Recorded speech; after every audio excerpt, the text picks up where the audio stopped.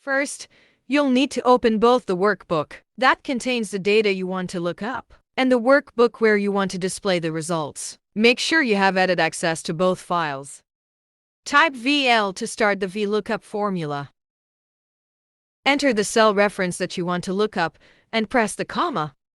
Use the IMPORTRANGE function to import data from the other file.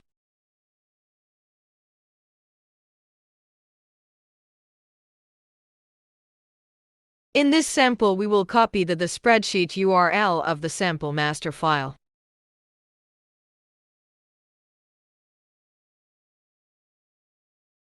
And then paste it and enclose with double quotes and comma for the next argument.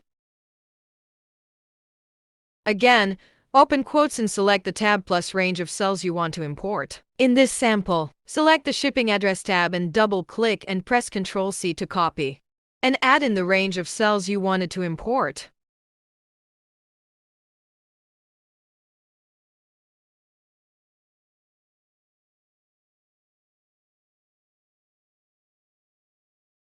Enter the column index. The column index is the column number in the range of cells you're searching that contains the value you want to return. In our sample, we want to return the value in the second column of the range.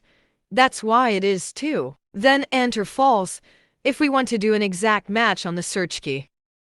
If prompted like this, allow access for the two sheets to communicate with each other.